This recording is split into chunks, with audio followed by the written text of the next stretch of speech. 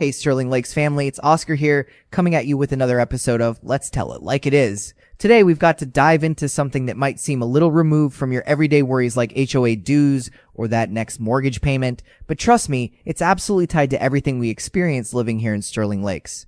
Last night, I sat through the Iowa Colony City Council Candidate Forum, and I want to unpack that conversation with you because it's directly about the next decade of our community's future, how our roads function, how drainage is managed when it rains, what kind of growth we'll see, and even how safe our neighborhood can be.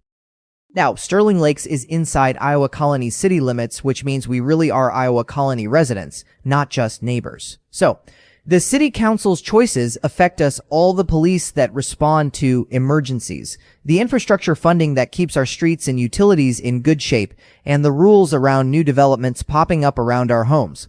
Of course, our POA handles the daily stuff like amenities, landscaping, and community rules enforcement, but the city's role is the big picture stuff outside those gates: roads, drainage, safety, and tax policies that impact our property values.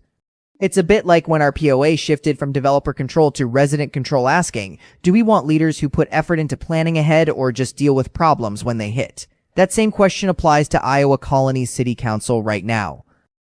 At the forum, 7 candidates spoke about growth, infrastructure, transparency, public safety, and fiscal responsibility. Some came with detailed plans, others spoke with good intentions, but weren't clear on execution, and a few focused on maintaining stability or ensuring accountability. This matters to us because Sterling Lakes is still actively building out, with more traffic on Highway 288 every month and ongoing drainage questions when heavy rains come through. Residents want predictable costs and services that just work. So let's go deeper into what these candidates said and what it means for life here. Growth and infrastructure were front and center. Everyone agreed Iowa Colony is growing roughly 20% per year. That's not just a statistic, it's about trucks rolling through the neighborhood, new homes sprouting up beside our own, and more cars congesting Highway 288. There's good and bad in this.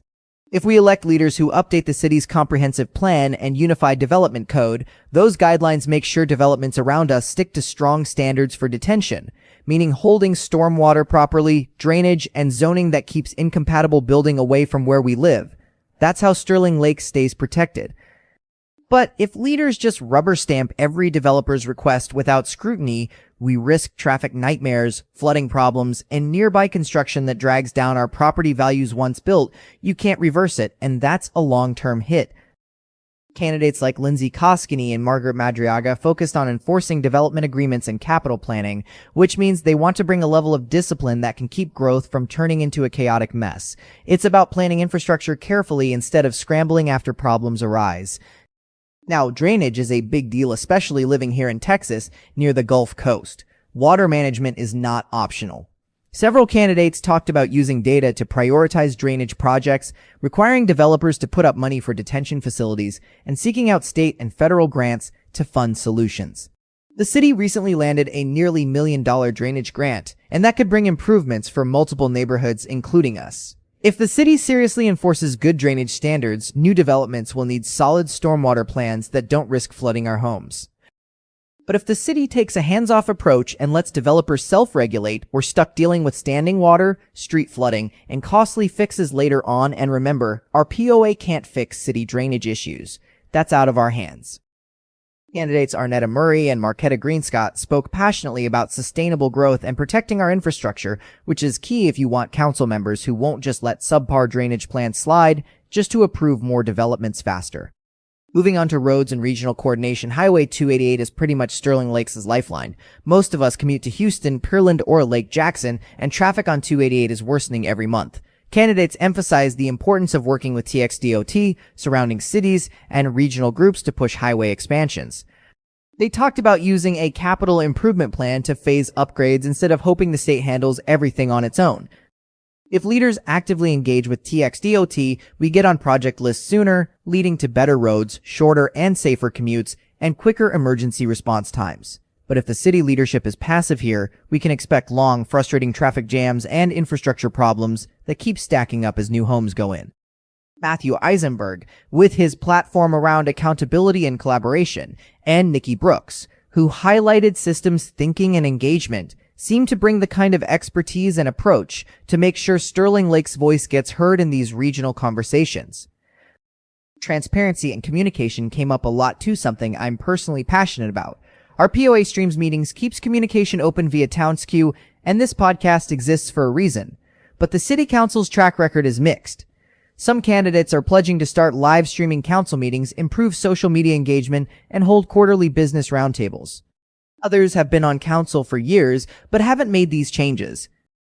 If we get transparency, where meetings are streamed, and residents can attend virtually or submit public comments, it means we all know why decisions are made. We see budgets, understand tax allocations, and can hold leaders accountable before issues become crises. But low transparency leaves many of us in the dark until after bad decisions have already been made over spending, underfunded services, questionable developer deals. It's too late to change course. April McCoy and Nikki Brooks highlighted restoring transparency and structure. So, if you care about being in the loop and demanding accountability, these candidates are worth paying attention to. Public safety is something that simply can't be overlooked. Sterling Lakes relies on Iowa Colony Police and the local Emergency Services District for Fire and EMS. Candidates discussed increasing officer pay to retain staff, using grants to improve staffing and dispatch services, and boosting community safety education. If the city steps up funding for safety, we could see faster emergency response times, better trained officers, and proactive policing that keeps our neighborhoods secure and appealing to future buyers.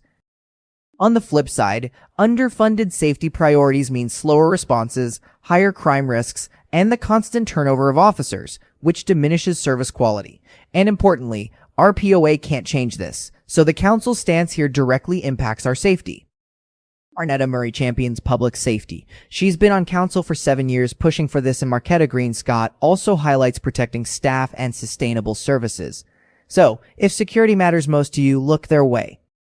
Let's talk money, because your taxes pay for all this stuff. Iowa Colony kept the city tax rate flat for 4 years, which is commendable, but they took on $27 million in certificates of obligation, basically debt to fund necessary infrastructure and growth. Some candidates think this kind of investment is smart and necessary. Others worry that the city may be over-leveraged or not fully transparent on contract terms.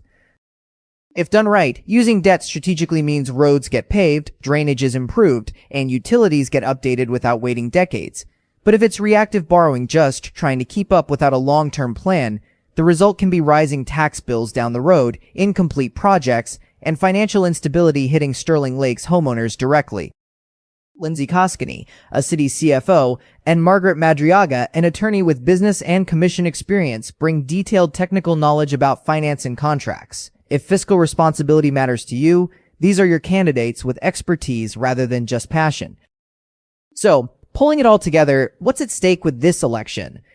If Sterling Lakes voters choose strong, disciplined leaders, we could see proactive infrastructure planning before crises hit, enforce good development standards, enjoy transparent communication where we're constantly in the loop, have regional coordination that prioritizes our needs, maintain stable taxes while funding key services, and invest in public safety with faster response times. That means driving smooth roads, dry streets during heavy rains, rising property values, and confidence in city leadership. On the other hand, if we elect leaders who react rather than plan, we face reactive spending that comes costly and disruptive, poor oversight allowing bad developments and drainage problems, lack of transparency leaving residents feeling disconnected, passive regional plans meaning 288 stays clogged, mismanagement threatening higher taxes and incomplete projects, and underfunded safety causing slower emergency responses and higher crime risks. That leads to daily frustrations, traffic jams, flooded streets, rising POA fees to compensate for neglected infrastructure, and flat or declining home values. So, what can we do about all this? First and foremost, vote on May 3rd. Polls are open from 7 a.m. to 7 p.m. Don't sit this one out. Local elections like this have a huge effect on your everyday life, sometimes more direct than national politics. Do a little homework. If infrastructure and fiscal responsibility are your top priorities, consider Lindsay Koskinen and Margaret Madriaga. If transparency and accountability matter most, check out Nikki Brooks, April McCoy, and Matthew Eisenberg. And for those who want public safety and community stability front and center, Arnetta Murray and Marquetta Green are your candidates. After the election, stay engaged. Attend city council meetings, hopefully streamed online or go in person. Submit comments, ask questions, and keep a watchful eye. Engagement doesn't end at voting.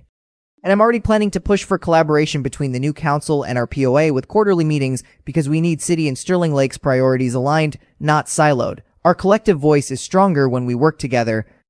I know municipal elections might not sound exciting, and it's easy to ignore them and hope someone else handles it. But here's the straight talk. The future of Sterling Lakes, the kind of community we become for the next 30 years, is being decided right now by Iowa Colony City Council. They will either pave the way for success or create barriers we'll have to tackle down the road.